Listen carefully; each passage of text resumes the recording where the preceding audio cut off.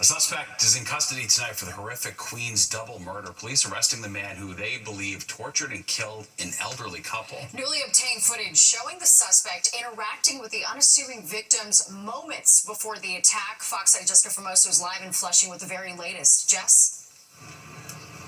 Natasha and Steve, the alleged suspect, Jamel McGriff, was brought here to the 107th Police Precinct. He is being processed at this hour and most likely will not be walked tonight. Now, McGriff was taken into custody just after 5:30 in Times Square near 44th and 7th Avenue. Police have been onto him, tracking his steps. They were in the Bronx this morning where he was last seen pawning 2 cell phones. Late this afternoon, authorities were made aware of his movements because they say he was using the victim's credit card. According to the NYPD, the suspect, a career criminal who was out on parole, tortured 76-year-old Frank Alton and his 77-year-old wife, Maureen, inside their Belrose home for hours before killing them and setting the home on fire. Take a look at this new surveillance video from across the street. First, you see the suspect walking past Mr. Alton. Then moments later, the victim goes into the home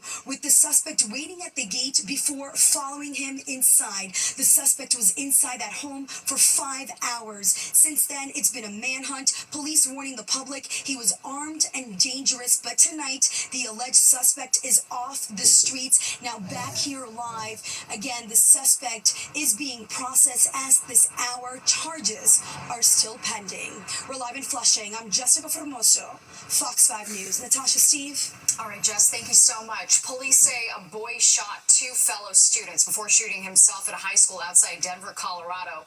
All 3 teens were taken to the hospital in critical condition, but the shooter later died. One of the other students has been upgraded to stable condition. Police don't know what led up to the shooting. They say shots were fired inside and outside the school building. Former NYPD Commissioner Thomas Donlan calling for the federal government to take control of the city's police department. He sent a formal referral to the Department of Justice back in July. It accuses the mayor and top police officials of fraud and racketeering at the highest levels of City Hall and NYPD. A City Hall spokesperson called the claims baseless accusations from a disgruntled former employee. 2 new polls are out in the New York City mayor's race, and they show that Zohran Mamdani is still having a commanding lead over the other 3 candidates. So an Emerson College poll, which came out this morning, also did a hypothetical one-on-one matchup between Mamdani and Andrew Cuomo. In that scenario, Mamdani still leads Cuomo by 7 points. A Quinnipiac poll tested what would happen if only Mayor Adams were to drop out of the race. In that scenario, Mamdani still leads against Cuomo and Curtis Sliwa by double digits. Both Adams and Sliwa have said that they won't leave the race, and that polls showing them behind don't help their chances. Andrew Cuomo among those taking part in Fashion Week's Style Across the Aisle event. He joined more than 30 politicians and government officials at Surrogates Court in Lower Manhattan to walk the runway in looks by local designers. Curtis Sliwa also in attendance. Organizers of the show say it brings together both sides of the political aisle during the election season to highlight unity and bipartisanship. Well, never before seen footage of the 9/11 terror attacks and its aftermath set to become public for the first time. The New York Public Library receiving a donation from a pair of documentary filmmakers who collected that footage 24 years ago. And Fox 5's Linda Schmidt is live in Battery Park City with a look inside this time capsule. Linda? That's right. First of all, good evening to both of you. And tonight we are talking about those 2 filmmakers, a husband and wife, and they have donated more than 1,000 hours of video to the New York Public Library. Now, this is video that was shot by ordinary New Yorkers on 9/11 and the weeks that followed, but they didn't shoot it with their cell phones. We didn't have the cell phones back in 2001 to be able to record video, but what we did have were camcorders, and they used their home camcorders to record history. We have 1,000 of these things. 1,000 video cassettes from 2001, and they are filled with images of the terror attack on 9/11 and the weeks after. The video taken by regular New Yorkers of what they witnessed. On some of the cassettes, you can hear their voices, stunned and in shock, as they watch firefighters dousing the burning pile. I don't even know what street I'm on. Stephen Rosenbaum and his wife are filmmakers. They posted an ad in the Village Voice. It was a weekly printed publication at the time. This is the ad that we put in the Village Voice. The ad asking if anyone had video footage from the week of 9/11 that they wanted to contribute to history. And the phone just rang off the hook. More than 1,000 hours of video recorded by New Yorkers with their home video cameras from their apartment windows, rooftops, and on the street. Back then, there were no phones. There was no Twitter. There was no, there was no social media. But people had camcorders, and most of them were amateur videographers of one sort or another. Rosenbaum and his wife have donated all the video to the New York Public Library for researchers and the public to watch and process one of the darkest days in American history. Still, 24 years later, there's so much to discover and to understand about this moment, to understand how we comprehend grief and tragedy. And so as we approach the 25th anniversary and look forward to commemorating and celebrating with, solemn pride this archive and this place, I think we'll continue to learn more from it. Okay, now you're going to be able to see that video at the New York Public Library starting in 2027. And the only thing that you need in order to see that video is a library card. Back inside to you. All right, fascinating. All right, Linda, thank you so much. And as we look back on the 24th anniversary of 9/11, Fox 5 invites you to join us tomorrow right here as we remember and reflect. Our live coverage begins at 8:30 a.m. right here on Fox 5. The 10 o'clock news continues. We'll be right back. Well, we start out rather cloudy this morning, a little bit of patchy light rain, some showers around, but now as you look at the satellite view, those clouds are getting out of here. So we're going to be looking at a clearing trend and the sky actually becoming mostly clear as the night goes along. And as you see, whoa, that was weird. Let's see if we can get that back again. Yes, there we go. So as you see on the wide view, that clear sky goes all the way back towards Chicago, Minneapolis, and Omaha. So we've got a couple of nice days coming up in the forecast. As we get into our forecast overnight, you'll see our futurecast shows that clearing trend coming in. Tomorrow, beautiful sunny day, a warmer day compared to today. We're just above 70 degrees. A couple of fair weather clouds may move in from the northeast as we head into Thursday night and Friday, but still, both days look really, really nice. Overnight, a little cool, 40s to about 50 in those cooler spots north and west, and closer to 60 in the city and some 50s as you get out across Long Island. For tomorrow, looks like another nice day, beautiful and warmer like I mentioned. Look at the 80-degree temps popping up. 81 for Midtown, mostly 80-degree weather across North Jersey. Now with a northeast wind, notice Belmar only at 72, so a little bit cooler and some shore points, same thing going off to the east end. But again, some great September weather is coming up. We'll keep that going as we head on in towards at least the first half of the weekend. And we'll be back with more of the 10 o'clock news after we take this time out.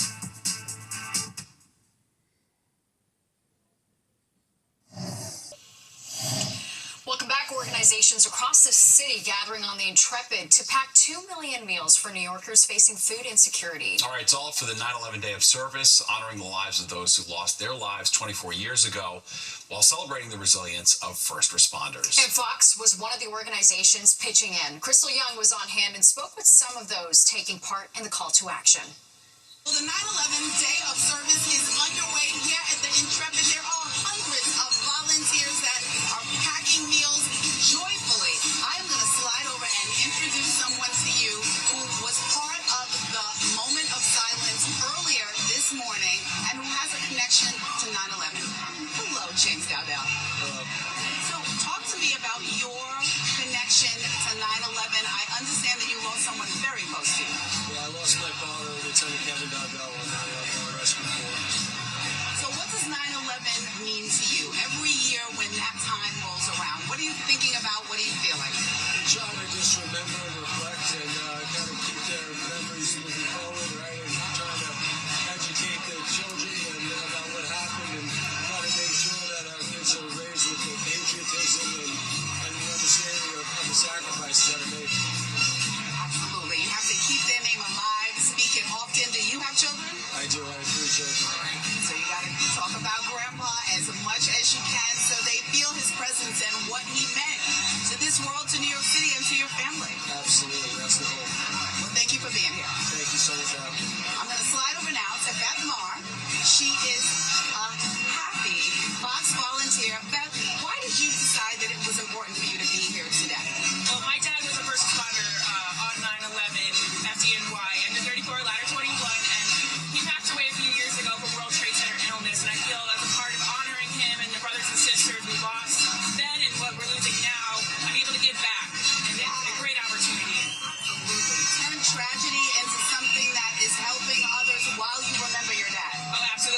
music here is pumping, and he would love that. So that helps too. Yeah, absolutely. Well, thank you for being here. Of course, thank you so much. Okay, so in this room, so many people doing good work and smiling about it. And this is not only happening here at the Intrepid, it is happening all across the country. Thousands of volunteers doing what they can for the 9/11 Day of Service. It means so much to us as New Yorkers. We know it does. All right, I'm going to toss it back inside to the studio. All right, Crystal, thank you so much. Well, the government once labeled Gowanus as a dangerous, polluted wasteland. It's now the hottest place to live, according to the city. Yeah, that's right. What's behind the changing tides for the waterfront neighborhood?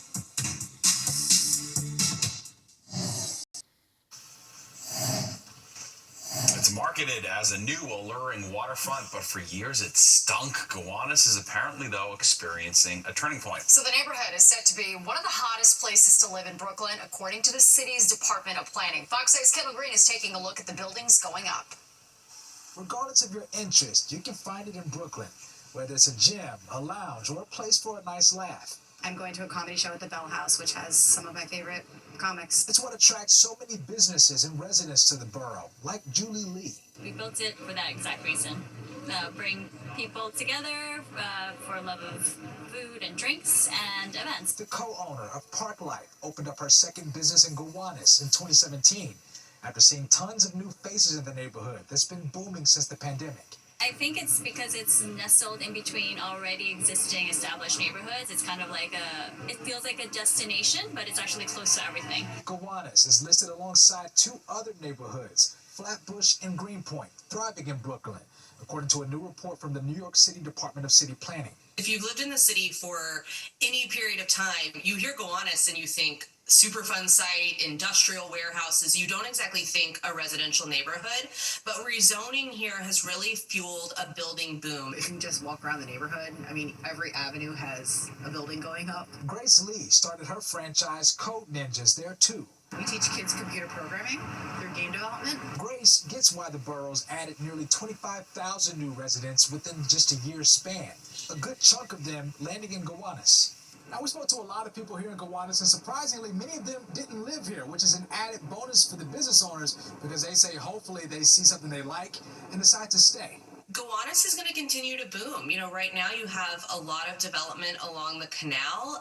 It's actually cleaner than ever. So all that work to clean up the area around the canal is paying off. So who knows? Someday you might even be able to swim in it. That would be definitely be good for the business, for sure. Kendall Green, Fox 5 News.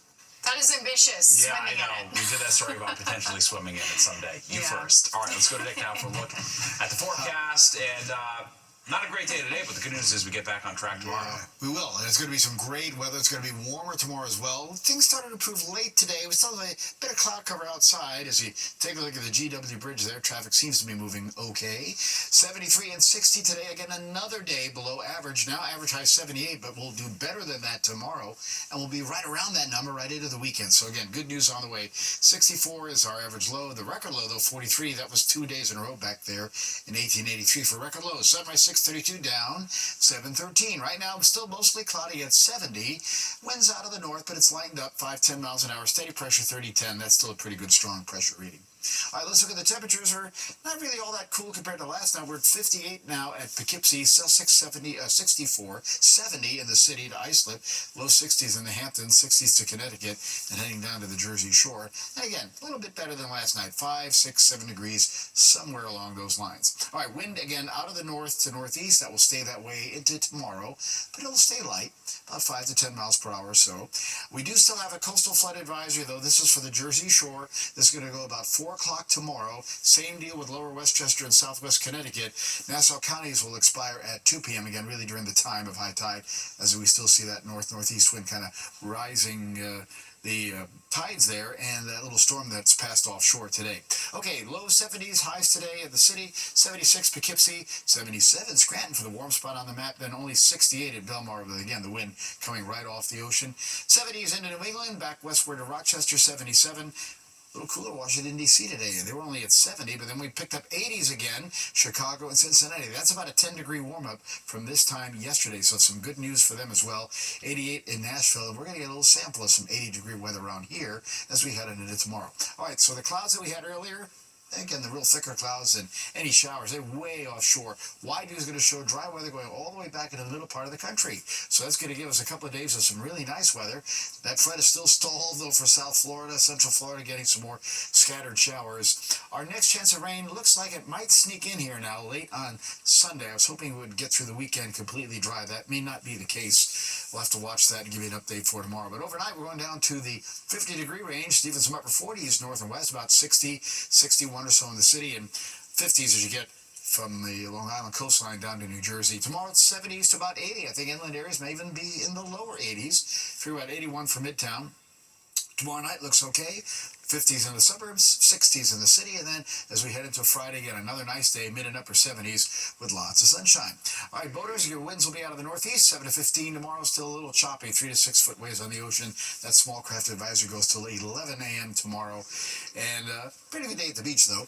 61 for the city tonight. That'll be in the lower 50s. You get on into the suburbs tomorrow. Again, we'll jump up to about 78, so that's definitely a warmer day, and some low 80s inland. All right, so we'll look for 70s on Friday, 70s on Saturday. All looks pretty good.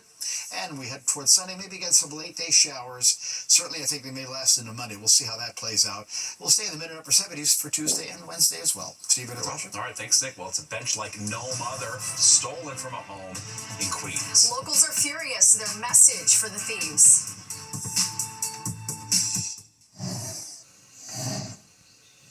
Well, a popular painted iron bench that people called the crown jewel of Long Island City was stolen a week ago. It was in front of the home of Christopher Carlson inside his gnome garden. He designed the bench, writing a quote from his favorite poem on it. Carlson says he was shocked when he woke up one morning and it was gone. Honestly, the thing's like 150 pounds. I didn't think I needed to bolt it to the cement, but I guess I did.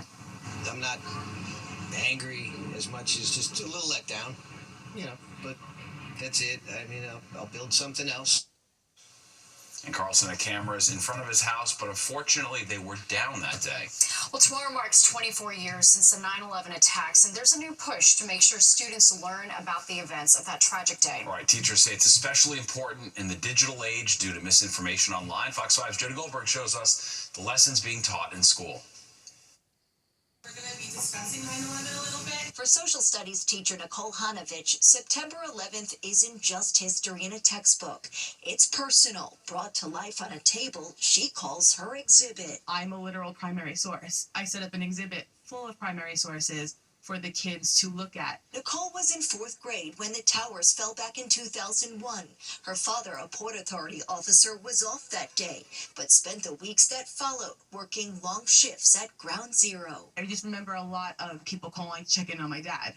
Is he okay? Where is he? Now she makes it her mission to teach the day with facts. I go up there and say, we know it happened, we were there, here's all the evidence that we have. Students say her lessons make history hit home. I've read stories about it, and over the years of being in school, I get to learn new information every time I learn about it. And it's not just the South Huntington School District. It has 5 diesel engines. At Bayville Primary School in the Locust Valley District, teachers mark the day in ways younger students can understand. We talk about what it means to be a first responder and their roles and responsibilities. Second graders read the book Fireboat. They draw flags and sketch words that matter most. Which word was meaningful to you? Just try and sketch your word. Firefighters, police officers, they help people. And students place their painted rocks here in this garden. A reminder that it's more than a one-day lesson, but a lasting tribute to the traits of heroes. For Dr. Michelle Gaglione, September 11th was only her 4th day teaching. We had to pull down the blinds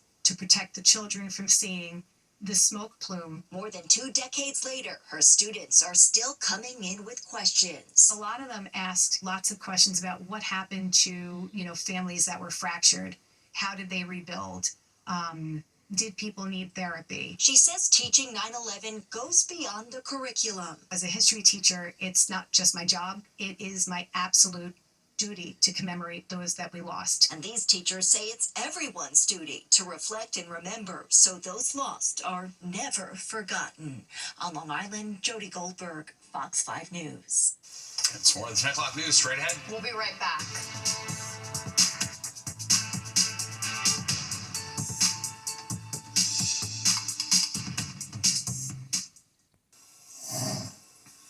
All right, weather tonight's quiet with a clearing sky and kind of cool. 40s about 50 in the northern suburbs. 50s pretty much along the coast and about 61 in the city. Tomorrow, looking great, looking warmer too. We'll have sunshine get around into the area.